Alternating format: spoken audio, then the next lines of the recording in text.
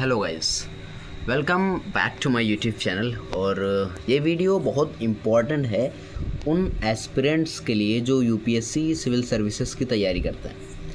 देखिए, UPSC civil services का exam tough होता है, ये तो सबको पता है, मुझे भी पता है, आपको पता है। लेकिन जो न्यू एस्पिरेंट्स होते हैं, जो नई नई तैयारी शुरू करते हैं, उनके जो दिल में एक चुल होती है, उस चुल को थोड़ा शांत करने आया हूँ मैं आज की इस वीडियो को लेकर। तो इस वीडियो को अंत तक देखना और समझने की कोशिश करना। मैं कहना क्या चाहता हूँ समझ में आए तो ठीक है, वरना नए एस्पिरेंट को कुछ समझ में नहीं आता है तैयारी के अलावा।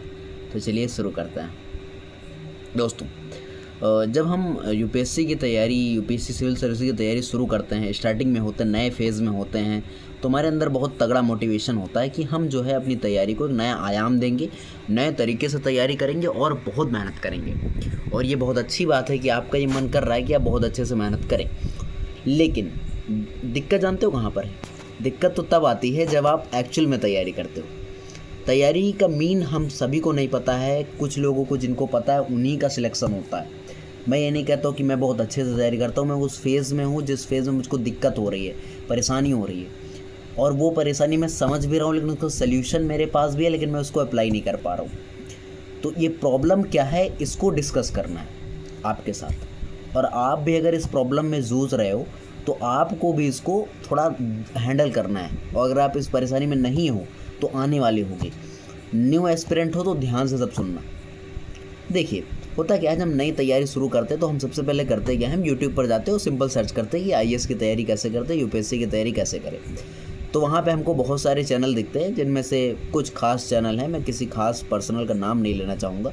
तो उनका बहुत सारे कोचिंग्स हैं, बहुत सारे ऐप हैं। तो उन सब जो है ऐप में आप देखोगे, है ना, तो उन ऐप्स में आपको मतलब लेक्चर दिए जाते हैं, आपको पढ़ाया जाता है।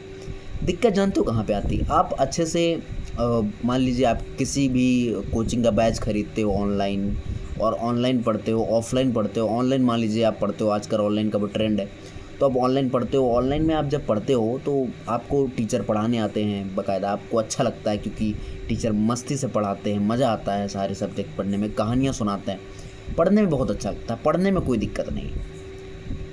आपने अपना कोर्स भी कंप्लीट कर लिया, आपका बैच ख़त्म हो गया, नेक्स्ट ईयर आ गया, 1.5 साल आपने अच्छे से तैयारी की, आपने सारी सब्जेक्ट पढ़ी, पॉलिटी, इकोनॉमी और जो भी सब्जेक्ट हैं, हिस्ट्री, ज्योग्राफी, है ना, disaster management, internal security, IR, सब आपने पढ़ डाला, है ना। बस अब जो बारी आई है वो आपके अध्ययन की बारी आई है। और ये जो फेज़ होता है वो बहुत कठिन होता है एस्पिरेंट के लिए, क्योंकि हम आज के जो टाइम पे जो यूथ जो हमारा है, एस्पिरेंट जितने भी हैं, उनके मन के अंदर एक बात बैठी है कि जब हम लेक्चर देखेंगे वो चीज़ समझ में आएंगी, वही हम एग्ज़ाम में उतारेंगे। यूपीएससी का एग्ज़ाम कोई वनडे एग्ज़ाम नहीं है, या फिर ये इस तरीके के एग्ज़ाम नहीं है कि आप जो है जो पढ़ेंगे वही एग्ज़ाम में आएगा, नहीं आता है। इसमें प्रीलिम्स में भी ऐसे क्वेश्चन आते हैं जो पढ़ा हो नहीं पढ़ा हो तो ऐसे प्रीलिम्स में तो आ जाते हैं। असली कहानी तो मेंस की है। प्रीलिम्स तो सिर्फ एक कह सकते हो तो एक बैरियर है छोटा सा, उसको पार करना है ना। नदी जब आती है, बड़ी नदी, उससे पहले एक छोटा सा रास्ता होता है, वो रास्ता कठिन होता है, वो रास्ता है प्रीलिम्स। मेंस असली तुम्हारी तैयारी है। और जब मेंस की तैयारी करते हैं तो मेंस की तैयारी में लिखने होते हैं बड़े बड़े आंसर्स। और जब हम आंसर्स लिखते हैं तो हमको समझ में आती है अपनी औकात। क्योंकि औकात तब क्यों समझ में आती है? क्योंकि जो आपने पढ़ा है बैचेस से, वो बैच का आपको कुछ नहीं काम आएगा। मैं आपका रियल एग्जाम्पल हूँ, मैंने बैचेस से ही तैयारी की है, लेकिन आपको उस बैच के एक भी टॉपिक नहीं समझ में आएंगे और एक भी चीज़ आप उस आंसर में नहीं लिख पाओगे। लिख तो दोगे, आंसर लिखने कौन सी बड़ी बात है, अब लिख तो कुछ भी दो। आप किसी भी एक फटीचर व्यक्ति को उठा लोगे, दो लो इसका आंसर लिखो, वो भी 2 पे 3 पे लिख देगा, लेकिन रेलेवेंट है, लेकिन काम का है नहीं काम का है, डेटा सही है नहीं सही है, तो इस तरीके के आंसर कहाँ से आएंगे? तो वो तो आपको आपके बैच वाले सर बताएंगे नहीं, क्योंकि उसके लिए उनको अलग से चार्ज करना है, 50,000 रुपये मेंटरशिप चलेगी उनकी। तो ये दिक्कत है बैच में, ये दिक्कत है। मुझको सबसे बड़ी प्रॉब्लम तो यही लगी, क्योंकि मैंने बैच से तैयारी की, मैंने आईआर की क्लासेस ली, मैंने जो है पॉलिटी की क्लासेस ली, लेकिन क्वेश्चन कर रहा हूँ तो क्वेश्चन नहीं हो रहे। क्यों नहीं हो रहे? अब आप कहोगे कि भैया तुम ही इतने नालायक हो, तुमको नहीं समझ में आ रहे। भाई मुझको समझ में तब आएंगे ना जब अध्यापक सही से वो चीज़ रिलेवेंट करके पढ़ाएगा, वो मतलब वो चीज़ हो, वो जो चीज़ एग्जाम में आनी है उसी तरीके से तो पढ़ाना चाहिए ना, तभी तो मैं एग्जाम में आंसर लिख पाऊँगा। तभी तो मैं पॉलिटी अच्छे से, पॉलिटी इकोनॉमी जो भी सब्जेक्ट है, मैं सब्जेक्ट पे नहीं जा रहा हूँ, मैं सिर्फ ओवरऑल कंसेप्ट पे बात कर रहा हूँ। मैं बात ये कर रहा हूँ कि मैंने जो बैचेस से पढ़ा, वो बैचेस से पढ़ा क्या मेरे आंसर्स में काम में आ रहा है? नहीं काम में आ रहा है। क्यों नहीं काम में आ रहा है? क्योंकि जो टीचर ने पढ़ाया है वो कहीं ना कहीं हमारे आंसर को लिखने में हमारी हेल्प नहीं कर रहा है, क्योंकि वो सारा का सारा बिखरा हुआ है, उसको समेटना पड़ेगा। अब हमारी एक आदत बन चुकी है, इस मतलब कहते हैं ना, चम्मच से कोई आपको खिला दे तभी आप खाओगे, स्पून फीडिंग इसको बोलता है। और वो चम्मच से खाने वाली आदत हमारी नहीं जाती। क्यों नहीं जाती? रीज़न है क्योंकि हमने बैच से तैयारी की, बैच में टीचर आता, लेक्चर देता, हमने नोट्स बनाए, हमको लगता है हमारी तैयारी चल रही बढ़िया एकदम। मुझको भी ये लगता था, आपको भी ये लग रहा होगा, लेकिन ये तैयारी नहीं है, ये तो कंजूसी है अपने साथ, तो अपने तैयारी के साथ आपको ये करना ही नहीं है। अब आप कहोगे भैया आप इतना ज्ञान दे रहे हो तो करना क्या है? तो करना तो मुझे भी पता है, बता भी सकता हूँ, लेकिन आप करोगे नहीं, इसलिए मैं बताऊँगा नहीं। मैं सिर्फ इतना कहना चाहूँगा कि अगर आप किसी बैच से तैयारी कर रहे हो तो मत करो, है ना। अब इसमें बहुत से लोगों को दिक्कत हो सकती कि भाई बैच, अभी मेरे ही चैनल सब्सक्राइबर अच्छे हो जाए तो मैं खुद बैच को प्रमोट करूँगा, है ना, आप ये बोलोगे।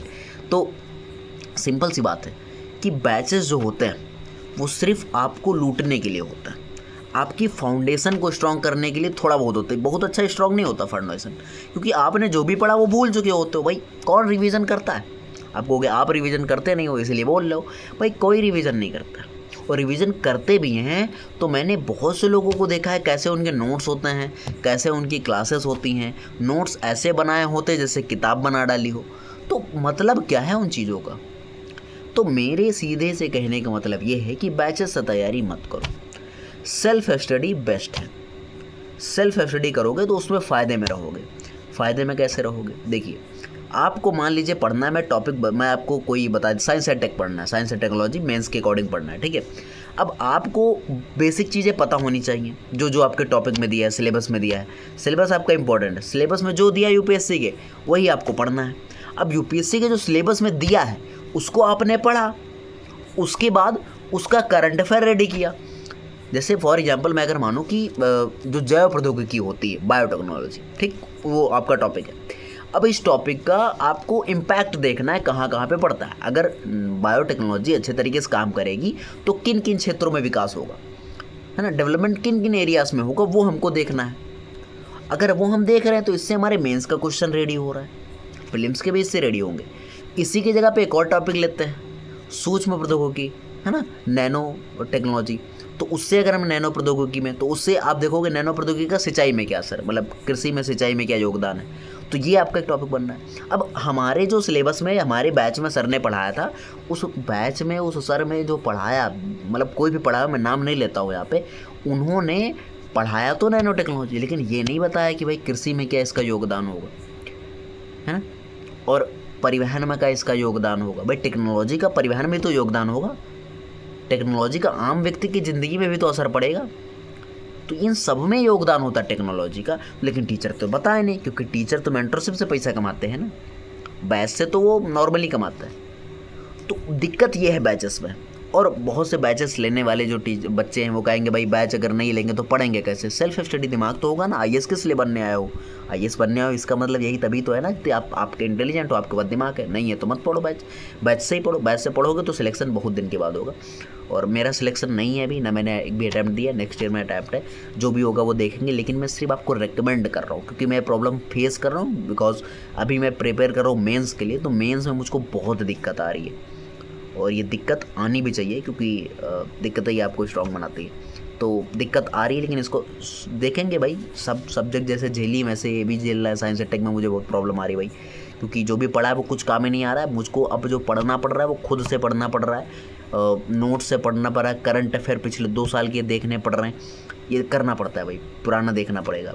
अब समझ में तब आता जब आपकी पूरी नैया डूबने वाली हो। अभी मेरे पास मेंस मतलब प्रीलिम्स के लिए मेरे पास 250 दिन बचे हुए, तो 250 दिन में मुझको तैयार करना है अपना मेंस का ज़्यादा पूरा कोर्स, ताकि मैं मेंस जब मान लो प्रीलिम्स मेरा निकले तो मैं जो है मेंस के लिए अच्छे से तैयार कर सकूँ। तो दिस इज़ द वीडियो, और आपको अगर पसंद है तो लाइक कमेंट कर देना। मेरा रिकमेंडेशन है कि बैच वैच मत लेना, कोई फ़ायदा नहीं होता। ज़्यादा मन करे तो टेलीग्राम पे सारे मिलते हैं। Thank you so much.